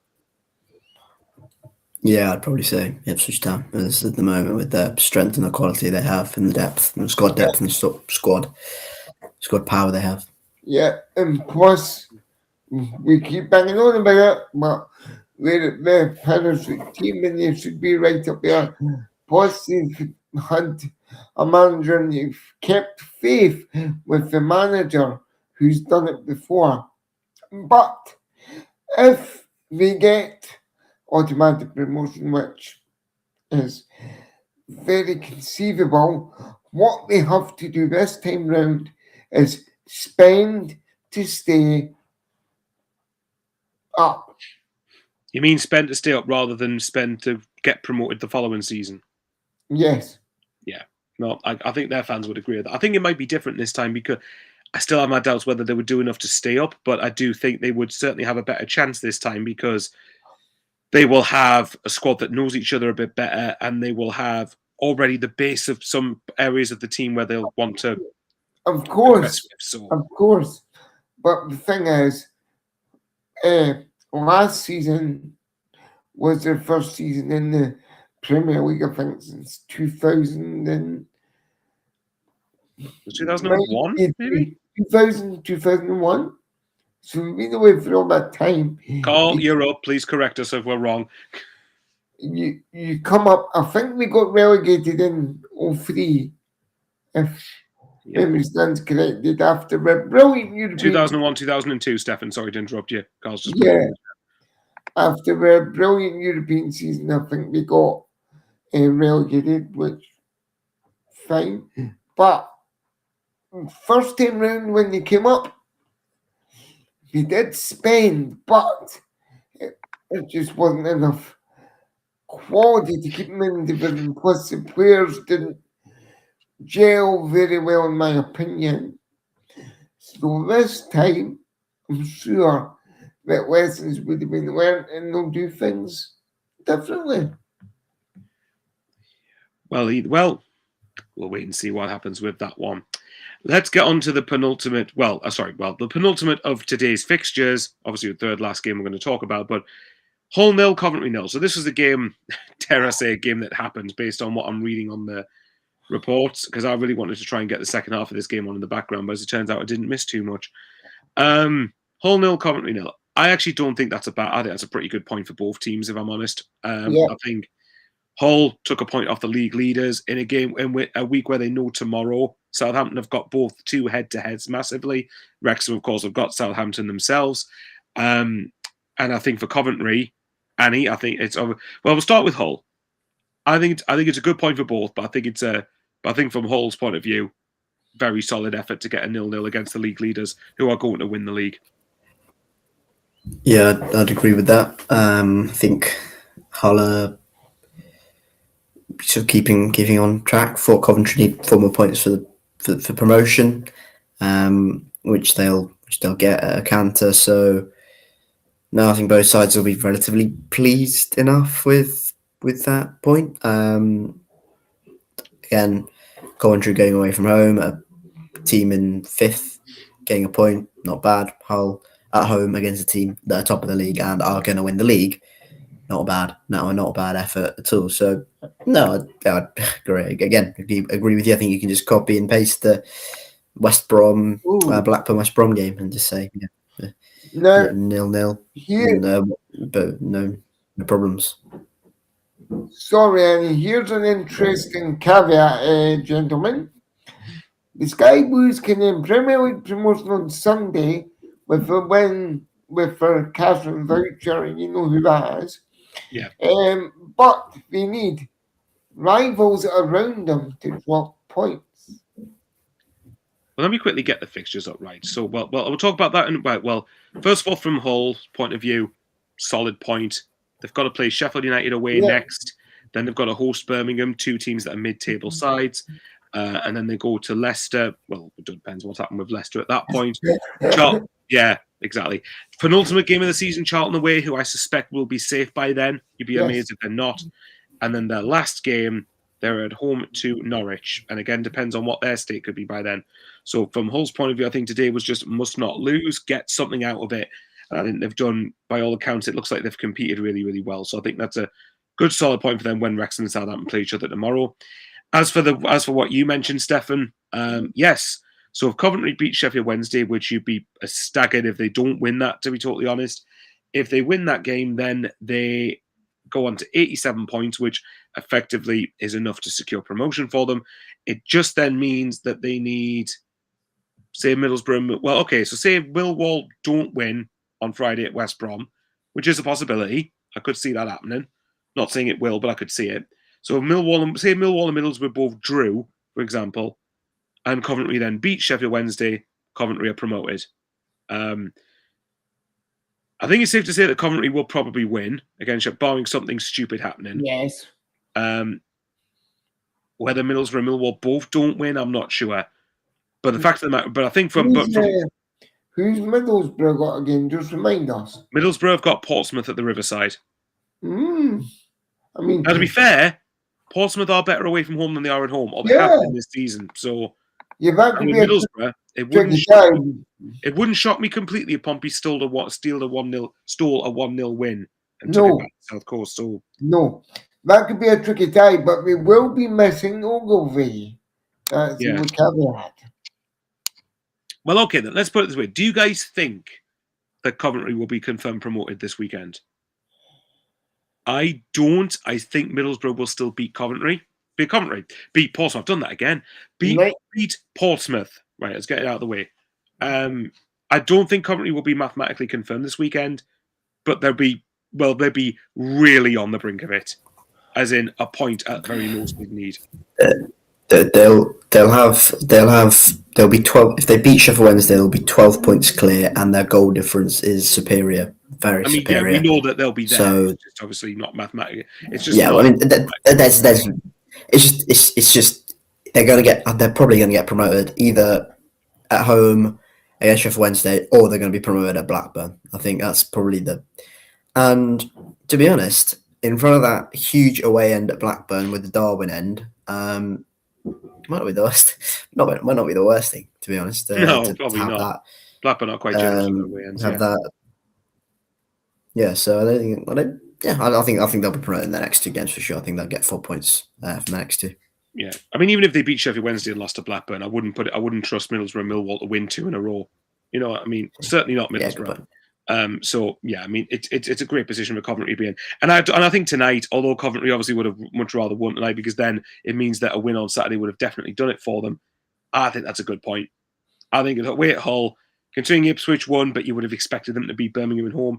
Considering Middlesbrough and Millwall didn't win, Millwall in particular losing, you take that. I think if you're Coventry, you take that. You just edge towards it, and what is it? The most they need now to get promoted is 4 points. They're gonna get 4 points. You know, and 3 of them you would be expecting to come at the weekend. So yeah, I think that they're all but there. And remember that Coventry would have put in probably a big effort against Derby, because Derby gave them a good game at the CBS on Friday night. So I think just to sort of get through tonight, 4 points, yeah, you take it. Hull, 5th best team in the league at the minute. Yeah. No, I think it's just a really good point for them. So the champagne will be put on hold for the moment, but it's going to be open soon enough. It wouldn't surprise me if they cracked the bottle at the weekend anyway. Well, depends, doesn't it? Maybe by full time they could be. Just depends what's going on. They'll have the champagne ready, I'd imagine, but then it's just a matter of whether they think they'll have the champagne will be ready. The merch will be ready, the hats will be ready, everything's going to be ready for the big Sky Blues promotion party.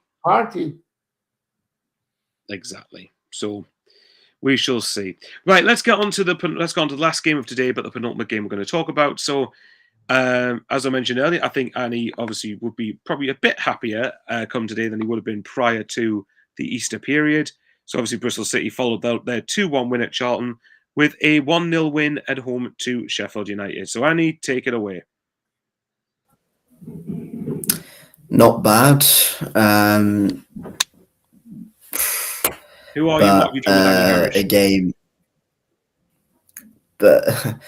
game that didn't deserve a goal, because both sides were pretty hapless.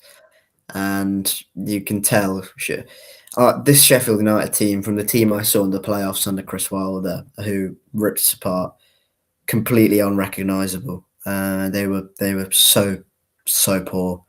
And yeah, Wilder mentioned after the game that he's going to make big changes in the summer. And good God, that United team needs it, because they are bang average. And if they have any hope of getting to the Premier League next season, they need to have a promotion push next season. They need to make some big changes.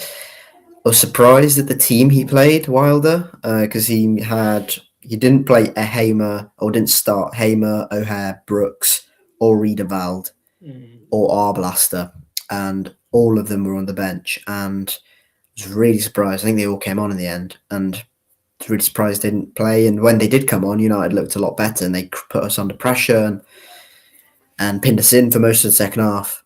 But we have Radek Vitek in goal, who is just absolutely phenomenal. I mean, what a bloke. And the guy is I think he's probably a level above us, Radek Vitek. He's been I think, alongside Adam Randall, the best signing we made this season, and has just been fabulous. What a signing. And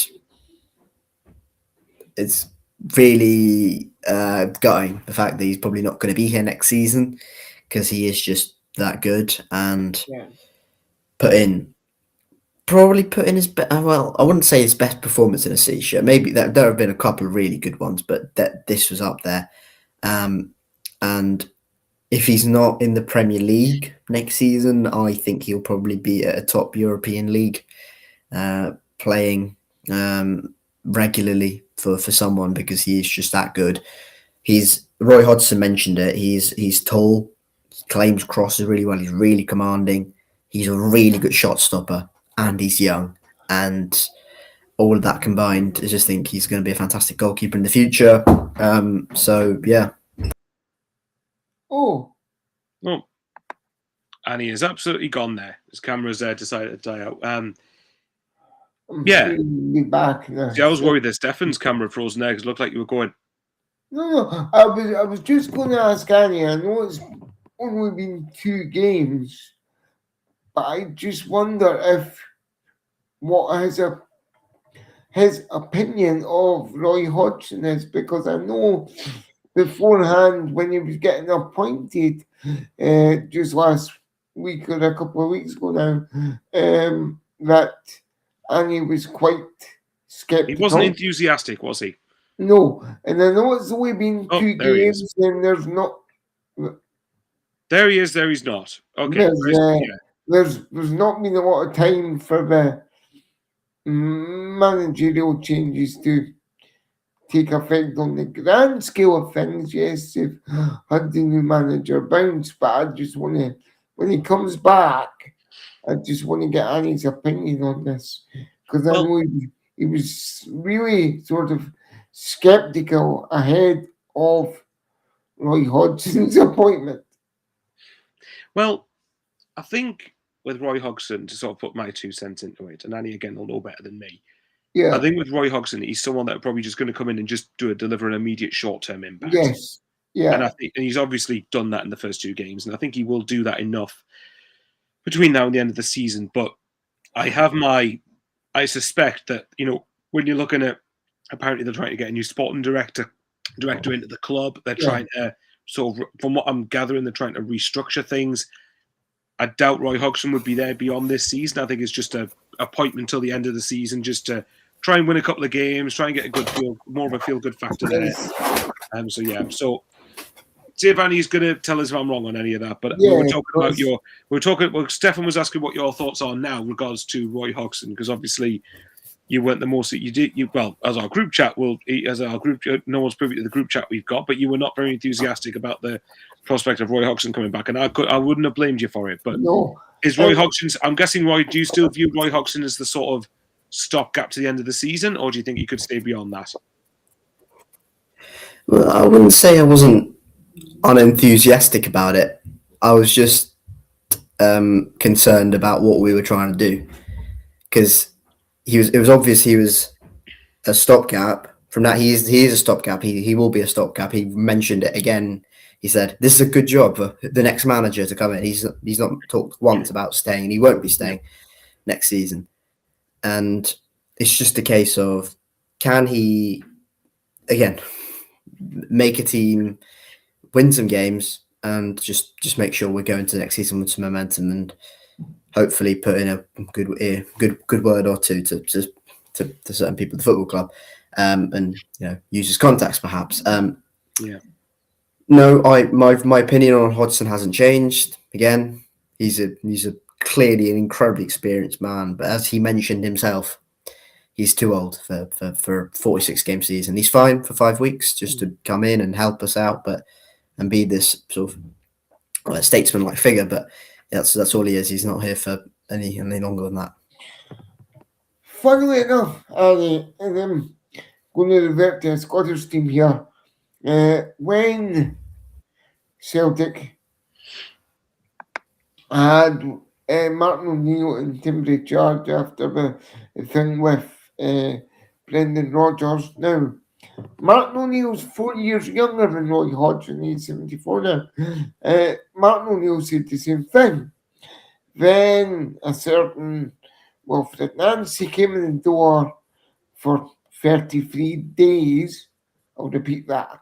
Then Martin O'Neill's back in charge. He's now in charge to the end of the season. Beyond that, if he gets offered the contract, I think he might take it. So it's a 38 game season up here. So my question is even at 74, if you have, or even 78, if you had a younger chap helping you in the dugout, i.e. on the training field, during games, whatever, do you think it could be feasible if he keeps winning, and it's a big if, but if he keeps winning, that he gets offered the job on a permanent basis, but with a younger chap to help him as assistant and do most of the day-to-day stuff, with Roy in front of the cameras for media and in the dugout? He won't be offered the job at all. Full stop. That's just not happening because I don't think we want that. I don't think Hodgson wants that. No matter, as I said before he stepped foot into City, even if we win his 7, I know we've won our first 2 under Roy. Even if he wins the next 5 games, he will not be here next season in any capacity, at all. So you can forget about it, to be honest, because no one wants that. And again, even if he is successful, 100% win record, it just won't happen. As much as it would be slightly tempting, but yeah, I just don't see that happening at all. I think we will go in a new direction. Something else has just cropped up there. You say they wouldn't be there in any capacity, but has interviews taken place for the sporting director yet? Because if not, I mean, I don't know. You know Bristol City better than any of us. You're the Bristol City expert on this panel, but if interviews haven't taken place yet, and Roy Hodgson has a good interim record, do you think he could be interviewed for the position of sporting director upstairs? A couple of things on that. Hodgson, in his literally in his first interview, when he was unveiled, said he was asked about the sporting director because we knew about that before he was appointed, before Struble was sacked. He said, "I don't know what makes a good sporting director." So clearly he doesn't think he could be. Well, he doesn't know what would make a good sporting director. If someone explained to him, and if someone thought, you know what, this guy would be a good fit, then maybe. But I don't see that happening. What was the other point I was going to make? Oh yeah. Hopefully we're very close to appointing a new sporting director, and hopefully that is on the brink of happening, because that needs to happen as soon as possible, ahead of the summer, well in advance of the summer, because once you hire the sporting director and once that sporting director settles in, and there's a little grace period, then you need to kickstart your recruitment process almost immediately for a new manager and new head coach. And then going to tell us who it's going to be? Sporting director, absolutely no clue. That's been kept well under wraps and good. Not that I'd have many sort of opinions on who I'd like it to be in terms of sporting director. I can give an opinion on who I'd like for a manager to come in at the end of the season. Sure. But sporting director, no. Again, I'm on the Roy Hodgson side of things. I don't know what makes a good sporting director. Sporting director will be judged on, my position, who they hire and how well that manager does, and recruitment and stuff like that, and the overall functioning of the football club. Your opinion for the guy in the dugout?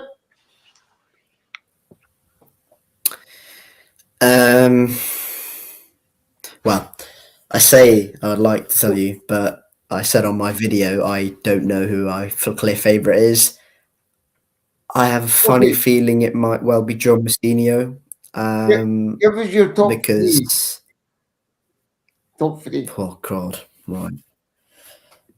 I'd have Mousinho on there. I think I'd have Mousinho in the top. This is no particular order. I have Mousinho on there. John Mousinho, Jurgen Klopp's all right. Jurgen Klopp, he's all right. I've heard he's done good there. That could be your wild card candidate. Wild card, right? Yeah. Wildest of cards. Michael Beale's a good one, I've heard.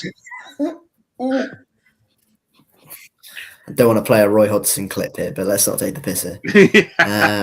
Listen, that was Perfect. Just perfect. What more could you ask for? I honestly couldn't tell you. I'd have Mousinho on that list. I think wildcard is a bit of a fantasy, and it won't happen. Skubala potentially if he decides to leave Lincoln, but that's not happening at all. So don't even think about it. I don't know. Will Still maybe. Ooh. I don't know. I'm lost here, to be honest. I think that question's harder to answer because it depends on what the sport. It depends. There needs to be an alignment on what the style of play needs to be, and there's alignment on. Then you appoint a head coach based off that. Then you recruit players based off that, and then that's where you tend to get better success because then at least you've got a clear, consistent identity throughout not just the first team, but through the reserves, through the academy, or whatever else throughout the club, effectively. So. Yeah, I can see where Stefan was going with that. I think it's hard. I think a lot of that depends entirely on what style of play do the Bristol City hierarchy want to play. What do they and bring people in to make that happen. Well, obviously, if the commanders in chief that are currently in charge are wanting, as any put it, Premier League standards, then surely if they want that, they've got to go out and hire the best they can for the two positions within what the budget constraints allow them to.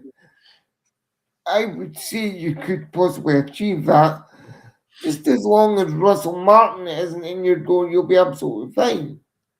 Because if you do hire Russell Martin, I'm sorry, you'll be going the other way. You know, let's not take the piss here. I certainly wasn't. Well, I think you are. Just perfect. Just perfect. What more could you ask for? We didn't even ask Carl to do that. that was perfect.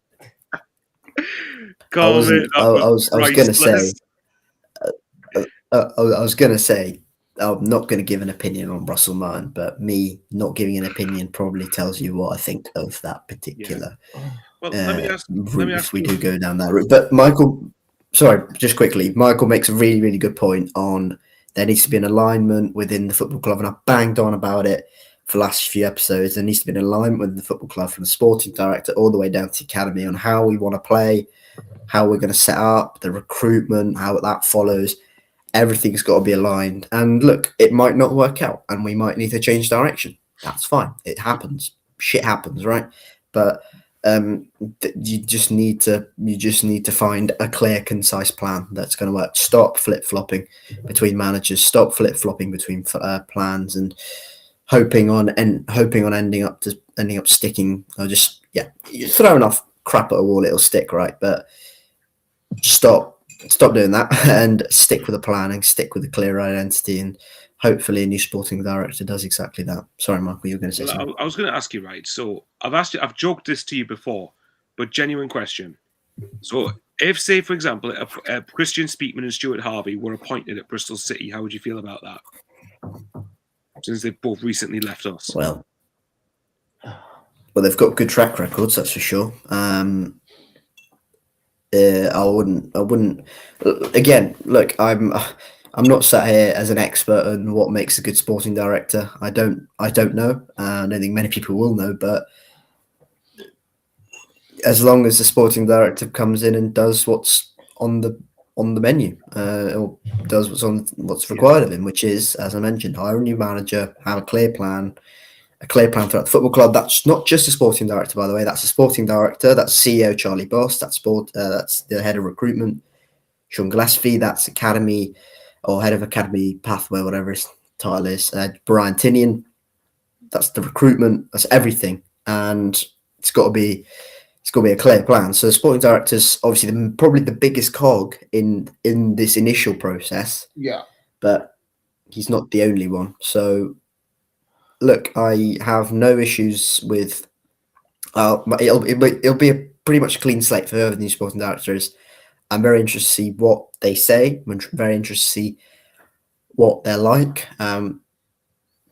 and obviously many people, you know what football sort of people are like, managers and Yeah. owners alike, and chairman, when they get hired, they sell you the dream, and so try and sell you the world, and obviously we won't eventually get that, but I want to hear a clear plan on what's going to happen, and that's exactly, I think, what many City fans will want to hear, which is just a plan. Please, just tell us what are we trying to do as a football club, and how are we going to actually achieve the ambition? Would it be fair to say this is your biggest summer in recent seasons, in recent memory? Massive. Biggest.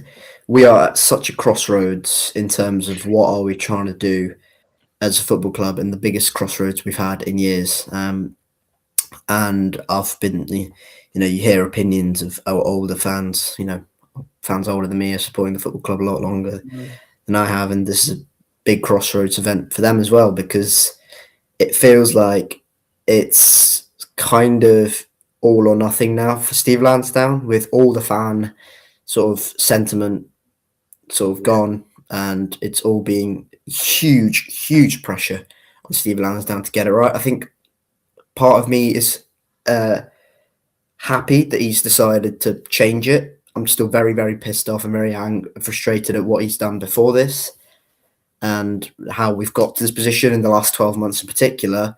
But now is the time for success, and now is the time, if we are to get promoted under the stewardship of Steve Lansdowne, that it will be now, and it will be it is now or never for Steve Lansdowne. This is a massive summer coming up for him. There's a massive season coming up for him, and depending on who we hire, massive for this new sporting director as well. So yeah, this is you're bang on. This is a massive summer coming up, and a huge crossroads in terms of what we're trying to do as a football club.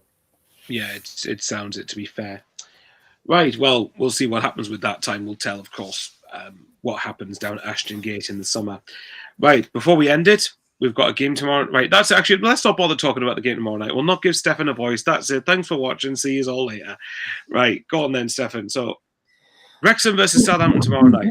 Like we said, Southampton have come off a brilliant win against Arsenal in the FA Cup to set up a very easy tie at Wembley against Manchester City. Is that who we got? I think it is who they got. I'm going to look like an idiot if that's wrong. Fucking hell. I'm pretty sure that is who they've got. We're beaten the league leaders, plus we're going to take on the team in second. Can you imagine if Leeds and Southampton actually got the FA Cup final? It's a repeat of a game 2 years ago at Wembley. But yeah. I've missed the draw and everything. I don't even know who it's got. Right, let's double check it. But I am pretty certain that is the draw. But while I'm looking for it, obviously attention for Southampton turns back to the Championship tomorrow night, which obviously was, it is Chelsea, Leeds, and Man City, Southampton. Right. So, how is your feelings on it? I know obviously you've been trying to very clearly manifest Southampton playing Arsenal. They'll be absolutely knackered, and we've had a day's rest on them. We've played West Brom while they've played Arsenal, and all that stuff. But on a serious note, how big does this game feel for Wrexham? Well, for both teams, but obviously from your persuasion for Wrexham, the chances of finishing the season in the playoffs. This game tomorrow night is the biggest game, in my opinion, in Wrexham season and Southampton season. It's a real. I know we talk about relegation 6-pointers, but let's flip it. This is a real playoff 6-pointer. Playoff 6-pointer. Whoever wins this, in my opinion, gets playoffs at end of the season. And if it's a draw? If it's a draw, we're back where we started. We're still at square one. But whoever wins this tomorrow, and is it going to be Welsh Dragons? We're at home. We've got the stadium will be packed. It'll be rocking. We've got TV coverage as well. Don't quote me, but I think because it's such a big game, it wouldn't surprise me at all if Sky Sports' new commentary team were in position as well. It would not surprise me 1 inch, 1 iota. Do I think we can do it? Yes, I mean, obviously, I'm going to say that. But I think that there will be changes in the squad from the game against. I've forgotten who it was on Saturday now. Or even Friday, sorry. There'll definitely be changes in the squad. I think we need Kiefer Moore back. I mean, since Zach Viner's been on the pitch, and he's probably not going to want to hear this, but because he knows how good Zach Viner is at back. I think he's been very strong. I think he needs to push for a start if he's fit, because I know Parky's motto is if he's fit and you've had a good training week, you get in the squad. But I think he needs to start Kiefer tomorrow, because Kiefer came off the bench because he was injured. Hopefully he's had a good couple of days of training. If he starts along with, say, Josh Windus, I would like to see Bailey Cadamadri given a wee start as well, because I've not really seen much of him. Obviously, you're one of your stalwarts, like your Dominic Himes, your Arthur Okonkos, your Max Kurvs. But give some of the other lads that have been on the bench a chance. Rotate the squad a bit, keep it fresh. Reason is, they'll be hungry and they'll be wanting to show what they can do. Because we made all these signings in the summer and in January, and I've always seen a handful of them play. I would like to see Davis Keeler get a start tomorrow as well. I think he could do a job for us too. He knows where the net is, and that's crucial when you're playing Eckhart team in Southampton, as Arsenal found out on Saturday night. Annie, I'll come to you for this very quickly before we do finish. How big for both teams, at the risk of sounding obvious, how big is this game for both sides in their respective seasons? Massive. Yeah, huge. And it's 6th versus 7th, and it's brilliant. So it's going to be great entertainment. It's going to be great fun. And look, two very, very good teams. I think two fantastic teams. I think if this was at St Mary's, I'd probably make Southampton pretty clear favourites. But I think the race, being at the race course, is probably a little bit more of a leveller. So yeah, I think it's brilliant. I think you've got two teams here. I think with loads of quality in the teams within teams, and yeah, I think this is going to be great. So I can't call it, to be honest. I think it could go either way. I wouldn't be surprised if it was an unhelpful draw. I wouldn't be surprised if there were loads of goals as well. So yeah, I think this might be fun, you know, in terms of an entertaining game. Do you think? Because I'm just looking at our next fixture. So obviously we've got Southampton tomorrow. Then in April we've got Birmingham, St Andrews away. And we've had some good rivalries with them over the past couple of seasons. Then we've got Stoke at home on the 18th. Oxford away. Coventry away. By then, Coventry will probably be promoted. So hopefully they're on the beach and we can take full advantage of Coventry being in Premier League in beach mode. That would be nice. Michael, I've just seen what you put. Why are you being so evil to me tonight, boys? Come on. I just want to see a reaction to it. Put it this way, right? I think from my perspective, I think Middlesbrough for the last game, as you know. So yeah. But by that point, I could see Borough being wedged in the playoffs pretty much. So I think that could be That could be a game I could see you lot winning if it needs be. I think for tomorrow night is concerned. I think personally, if one team needs the win more, I would say Wrexham do, just because of Southampton's extra games in hand. But I do think that even if it's a draw, I don't think it's a bad result because Southampton's game in hand is against Ipswich. Obviously, they're going to be playing Blackburn, but that's another thing that could help Wrexham. Southampton, if say that Blackburn game gets moved to next midweek, then I think Southampton don't have a free week for the rest of the season, do they? The regular season, I mean. So that's going to be massive in Wrexham's favour here. But the fact it's at the racecourse, I agree with Annie, is more of a level playing field. So Yeah. I'm gutted I'm at work for tomorrow night for this. I would have loved to have watched it, but I'm sure Stefan in particular will be giving us constant updates throughout the game and seeing what's happening. And if Wrexham score, he's going to sound like a kid in a sweet shop. So I'm looking forward to seeing how that all goes. But yeah, I'll tell you what then, let's predict it. If I had to push you, what's the gut feeling for everybody? And for Stefan, I'm going to say you have to have head and heart. Well, 2-0 to Southampton. 3. 3-0 to Southampton. No! No Southampton. See what I mean, guys? Okay, well, if you guys beat Southampton 3-0, that is some effort. I'll give you that. That is a very good effort if you do manage to do that. I'd say it'll be right. I joked about this before, but I'm going to call it. I'll say it'll be a Wrexham 2, Southampton 2. I could see it being a game of high-scoring goals. I could see it being a raucous atmosphere at the racecourse. I could see Southampton being buoyed by what they did at the weekend, and I think it'll be a 2-2 draw. And I don't think either team will be too annoyed at that. Mr. Harass, what's your thoughts? I was going to say 2-2, but I'm not going to steal Michael's prediction, so I will. Fine, I'll say 3-3. There you go. No, you can keep it 2-2. Okay, I'll go 3. I'll go 3-2 Rex. Get that. I think just. You know where your bed's buttered, pal. I think it's probably just.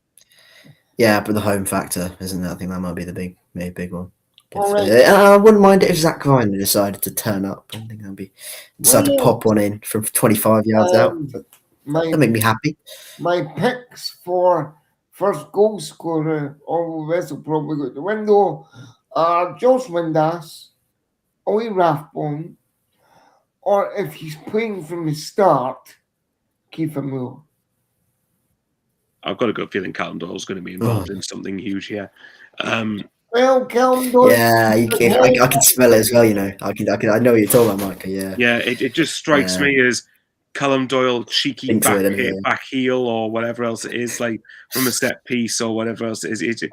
It's got the potential to be. I mean, obviously, whenever your big games up, they often tend to be crap, but I think it's got the potential to be a really, really big game. This is a really exciting one, particularly if you're not a fan of either side, to end up watching. But well, me knowing Parky, you'll be dropping a few F-bombs in that dressing room tomorrow evening. I don't doubt it.